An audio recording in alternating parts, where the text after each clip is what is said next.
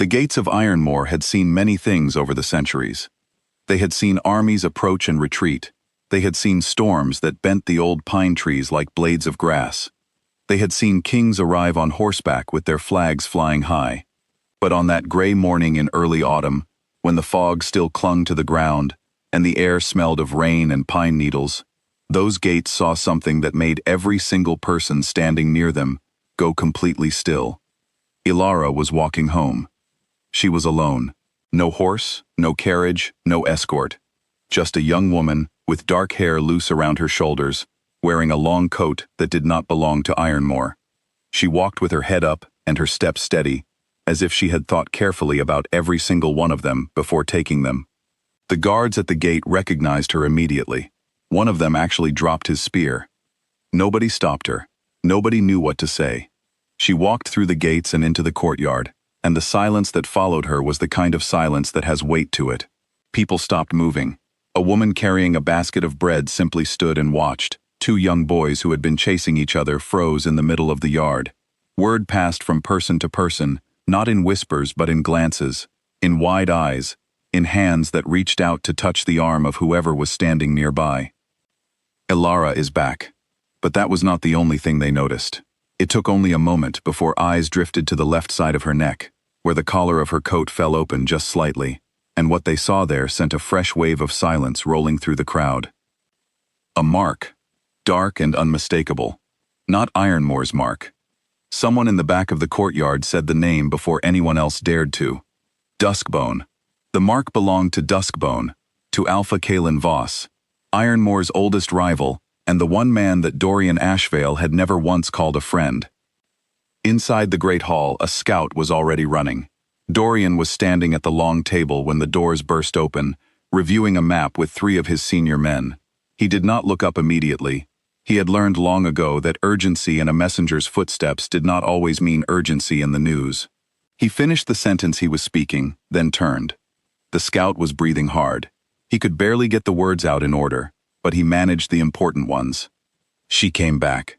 She is in the courtyard. There is a mark on her neck. The room went quiet. The 3 senior men looked at Dorian. They were careful men, experienced men, men who had stood beside him through battles and councils, and every kind of difficult moment, but not one of them could read his face in that second. He gave them nothing. His expression did not change. His hand, resting on the edge of the table, did not move. He straightened up. He set down the paper he was holding, and then, without a single word to any of them, he walked out of the hall. Marcus, his second, and the person who knew him better than anyone alive, followed at a distance. He said nothing. He simply followed, because he had a feeling that whatever was about to happen in that courtyard was something Dorian should not face entirely alone, even if Dorian himself would never ask for company. The crowd parted when Dorian appeared at the top of the stone steps. He came down slowly, one step at a time, and the people who had gathered moved back without being told to, not out of fear, though they respected him deeply, out of instinct, out of the sense that what was happening between these 2 people was not meant to be crowded. Ilara saw him the moment he appeared. She had been standing in the middle of the courtyard, waiting, because she had known he would come himself. She had known he would not send anyone else. That was the kind of man he was. Whatever happened between them, he would face it directly. She watched him come down the steps. She had told herself on the long road back to Ironmore that she would feel nothing when she saw him. She had rehearsed it. She had built a wall inside herself, stone by stone, over 3 long years. She was prepared for his anger. She was prepared for his coldness, for the formal, clipped tone he used when something had gone too far to be forgiven. She was not prepared for the way he looked at her. He stopped 3 feet away, close enough that she could see his eyes clearly, and what was in them was not anger. It was not coldness. It was something much harder to face than either of those things. It was the look of a man who had carried something heavy for a very long time and was not sure whether he was allowed to set it down. He looked at her face first. Then, slowly, his gaze moved to her neck. He looked at the mark for a long moment. Then he looked back at her eyes. He said one word, just one. Why? It was not even a question the way he said it. It was quieter than that. It was the kind of word that comes from a place beneath anger, beneath pride, beneath all the things a person builds around themselves to keep from being hurt. It came from somewhere honest and unprotected, and it landed on Ilara like something physical. She opened her mouth. She had answers. She had explanations. She had 3 years of reasons stacked up inside her, carefully ordered, ready to be delivered, but standing in front of him, with that word still hanging in the air between them, none of them came out. She said, "I thought you chose to let me go." The courtyard was so quiet that people 20 feet away heard her. Dorian did not react the way she expected. He did not argue. He did not correct her immediately. He simply looked at her with those steady eyes, and something in his jaw tightened very slightly, the way it did when a person is working hard to hold something together. The truth was this. 3 years ago, Ilara had not run from Dorian. She had run from his council. A group of senior advisors had arranged a political agreement behind Dorian's back, one that would have bound her to a life she had never agreed to. She had seen the documents. She had seen what she believed was his signature at the bottom. And she had left in the middle of the night because she thought the man she trusted had traded her away without even telling her. She had been wrong. The signature was forged. Dorian had found out about the arrangement 3 days after she disappeared, and had dissolved the entire council responsible for it. He had spent the months that followed searching. He had sent people north and south. He had followed leads that went nowhere. He had done all of this quietly, without announcement, because he was not the kind of man who made his personal grief into public theater. But Ilara had not known any of that. What she had known was the road, and then Kaelin's territory, and then Kaelin's offer of safety and shelter. Kaelin had been kind in the beginning, patient. He had not pressed her or rushed her. He had simply been there, steady and present, while she tried to rebuild something inside herself that felt like it had been broken. The mark had come later. It had come at a moment when she had stopped fighting the idea that her old life was gone, that Dorian had moved on, that she needed to as well. She had been wrong about all of it. She found out the truth through a trader who passed through Duskbone with news from the north. A small detail, mentioned casually, that the King's Wolf of Ironmoor had never taken a new advisor to replace the ones he removed. That he had never replaced her either, in any sense of the word. That the Great Hall sat with an empty chair beside his that no one had ever been invited to fill.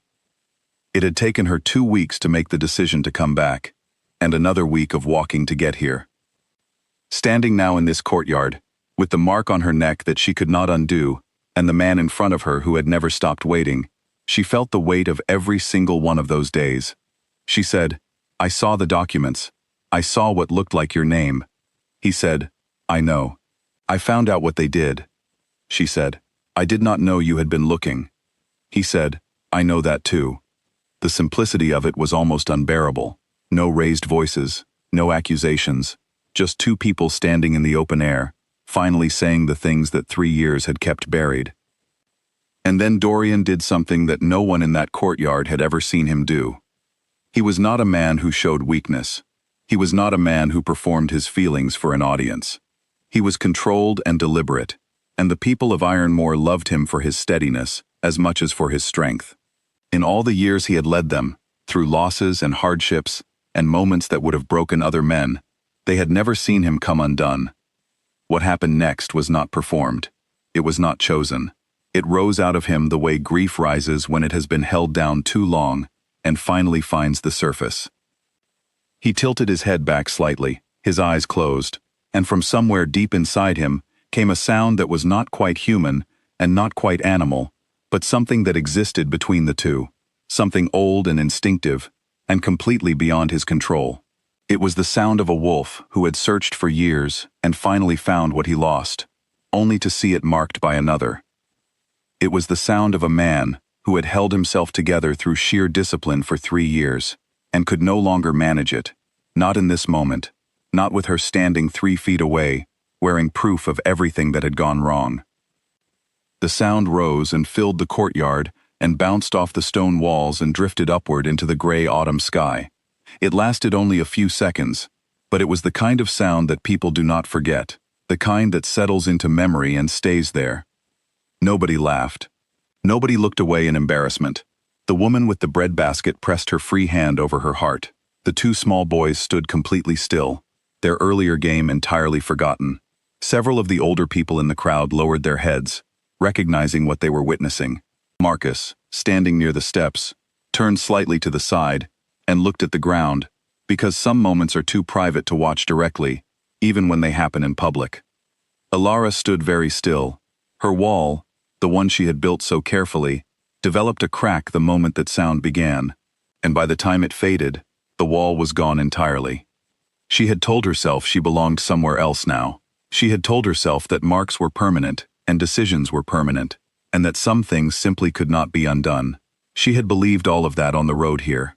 She had believed it when she walked through the gates. She had almost believed it while she was standing there waiting for him. She could not believe it anymore. Dorian lowered his head. When he opened his eyes and looked at her again, they were the eyes of a person, not a title, not a rank, not a leader of thousands. Just a person who had lost something that mattered more than anything he had ever been responsible for, and who was standing close enough to reach for it, but did not know if he had the right. He spoke quietly. Only she could hear. "Did you ever believe I chose to let you go?" Alara closed her eyes. One tear moved down her face. Just one. The first she had allowed herself in 3 years. The honest answer was that some part of her had never fully believed it. Some part of her had always found the document strange, had always felt the story slightly wrong, but grief and hurt have a way of silencing the parts of us that know better. She had let the silence win for too long. She opened her eyes. She looked at him, and then she closed the last foot of distance between them. Not dramatically, not with any kind of declaration, just one step forward, the way a person steps toward a fire after being cold for a very long time. He did not move away. They stood there together in the open courtyard, in front of everyone, not touching, not speaking, but close enough that the distance was no longer between them, just beside each other, the way they had been before everything went wrong. The crowd around them quietly began to move again. People drifted back to what they had been doing, the way people do when something important has reached the moment that belongs to the people inside it, and no longer needs witnesses. The woman with the bread walked on. The two small boys looked at each other and then went back to their game, though with slightly less energy than before. Marcus walked back up the steps and went inside. There was still so much ahead of them. The mark would not disappear easily. Kaelin would not receive the news quietly. The history between Ironmore and Duskbone was long and complicated, and what had happened over the last 3 years had added new layers to it that would take time and patience to address. The council that had caused all of this was long gone, but the damage it had caused was not. None of that was resolved in that courtyard. None of it could be resolved in a single morning. But something else was resolved, something that had been left open and unfinished, and bleeding quietly for 3 years. It closed gently, the way a door closes when someone finally comes home, and the house is warm, and the light is on, and the long road behind them is done. Alara was back, and this time, the truth was between them, all of it. And that was enough to begin.